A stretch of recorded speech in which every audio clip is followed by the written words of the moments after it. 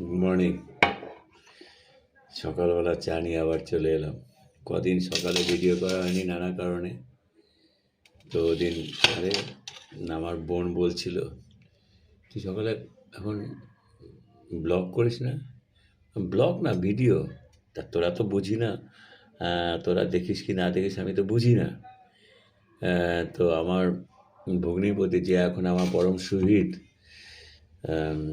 সে হাসছে, বলছে ব্লগ যখন আমি যখন করি তোরা তো কিছু তো রিয়াকশন তো দিবি, মানে কী করে বুঝবো।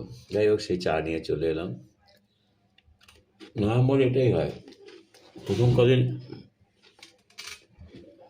ঠান্ডা থাকবে, তারপর আবার ঠান্ডাটা থাকবে না, এটা গরম ভাব, তখনই নানা লোকের শরীর খারাপ হবে। কিন্তু আমার সকালের চা তো আর সেটা বন্ধ হবে না। এই সময়টাকে, একটা বাংলা সিনেমা আছে, বাংলা খবরের কাগজ আছে, নাম এই সময়। আমিও সেই দিকে সকালে এই সময়টাকে নাম দিয়েছি এই আমার সময়। ভালো চা, ভালো এক কাপ চা, ভালো খারাপ সেটা পরে প্রশ্ন, তার সাথে আমার প্রিয় সকালের মেরি বিস্কিট। পেপারও চলে এসছে, পেপারটা পড়ি।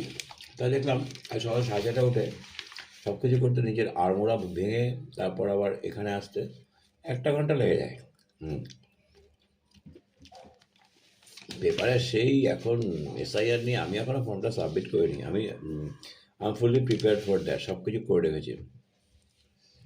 আর তবে আমি অনলাইনেও আমি দেখলাম প্রচণ্ড সুন্দর জিনিসটা, আর অফলাইনেও করে রেখেছি। আমার বিএলওকে আমি জিজ্ঞেস করলাম যে আমি তো অনলাইনেও করতে পারি?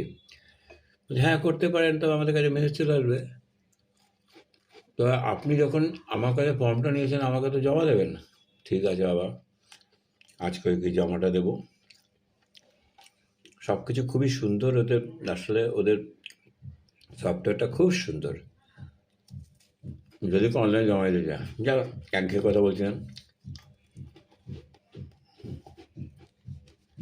বিএলওর মৃত্যু, কী জন্য মৃত্যু, কেন যে হচ্ছে, ওদেরকে এত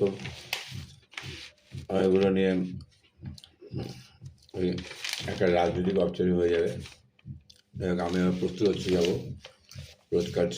রোজকারটা যাবো। এটা এখন আমার সকালবেলা